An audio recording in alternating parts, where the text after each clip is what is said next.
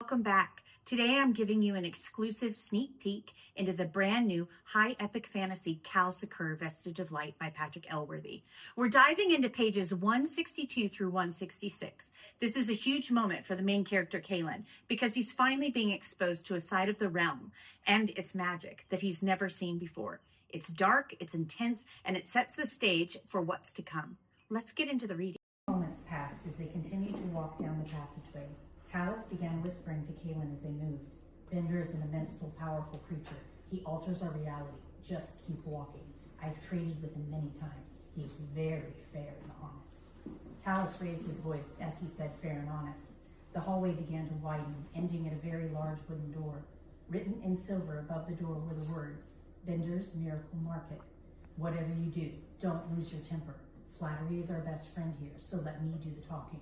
We don't want to end up walking the void for the rest of our lives, Talus insisted as he grabbed the door handle. Oh, and only respond to Bender's physical form. Kalen didn't like the sound of any of this. He wasn't sure why he was even here, but he did trust the half-elf. Although this particular moment, that trust was being stretched to its limits. Talus quickly opened and entered the door before having to answer any more questions. A small bell chimed and the smell of vanilla wafted through the doorway. Kalen somewhat reluctantly followed him into the massive wood-paneled room.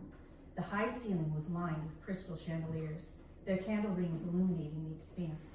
Rows of tables as far back as he could see were laden with scroll tubes, weapons, armor, bones, scales, assortments of jewelry, everything you can imagine.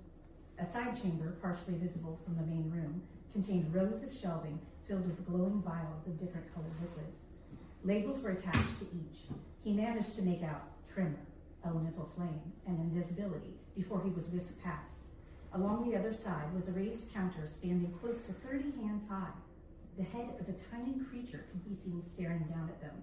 The face was so wrinkled it was difficult to distinguish any normal features. It wore goggles with a wide array of lenses that spread about its head like a spider's legs. Sporadic, unkept gray hair pointed in all directions from the top of its head. Its wrinkles formed into what appeared to be a smile as it loomed over them. Hello, Talus. Welcome back. What have you brought for me today? The little creature probed in a pleasantly booming voice that echoed throughout the massive room. Talus lifted the pouch at his side, shaking it slightly.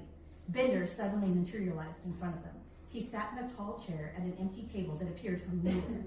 Let's see it, chortled merrily in a tinny voice, clapping all small hands together excitedly. Talus opened the sizable pouch and pulled out what appeared to be a large eye. The cornea was made of white pearls, iris of blue, and the pupil was immense black pearl. It was breathtakingly beautiful. The crafter certainly a master artisan. He wasn't sure what Talus was after, but this place would be quite a find for any collector. This is the eye of the deep, and with it you can travel the small creature shook its head, waggling its wrinkled layers from side to side. Already have one. What else? It whined in a dispirited tone. Talus forced a big smile. Of course, he responded, pulling out a sheath, long-bladed dagger, its hilt woven of incandescent metal and gold. Small, intricate, wavy lines were carved along the gold as it rose to the crossbar. As Talus removed it from the sheath, a faint, silvery white light arose from the metal. It's a Valkyrian blade, forged with the purest gold, and Bender raised his hand, stopping Talus mid-sentence. It picked up the blade. A flurry of lenses rotated in front of the goggles as he inspected every rune along the hilt. Where did you find this? It challenged, one eye flicking up and looking at the half-elf, while the other continued to assess. The eyes, working independently of one another, shifted the creature from looking odd to seriously disturbing.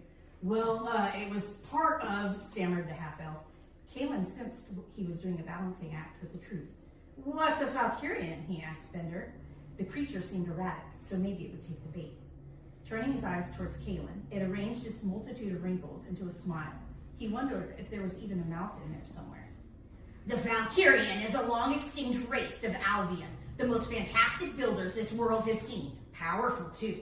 I was sorry to see their time pass. The legend was that they formed at the core of Allvien and built forges in the fires of creation. They were thought to be immortal, but like many things, they got gobbled up by something stronger, it shrieked, breaking into a wild bout of laughter that echoed along the room. I like this one very much. I must have it. Anything else? I have one last thing, Talus proclaimed dramatically, then pulled the small pouch, a spinning top about the size of a fist, carved of stone with a very sharp-looking steel point. It has a series of deeper cut runes along the surface, which held a faint red radiance. According to the dwarves, this top will continue to spin until it cuts a hole clean through any surface. It can even be spun turned on its side. Bender picked up the top and spun it on the table.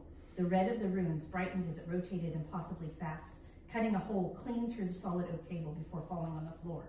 Not as great as the dagger, but I like it. Let me know what you want. An apparition suddenly peeled away from Bender's head. No! We send them away in the darkness. Give them nothing. I hate them. They are all wrong.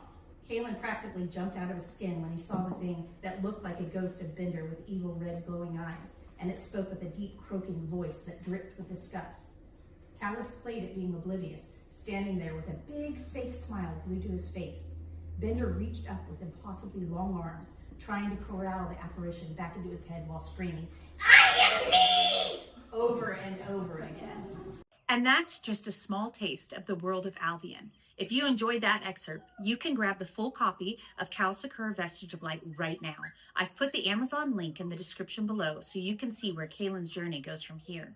If you want more fantasy readings and sneak peeks just like this, make sure to hit that subscribe button. I'd love to hear your thoughts on this scene. Thanks for listening, and we'll see you in the next chapter.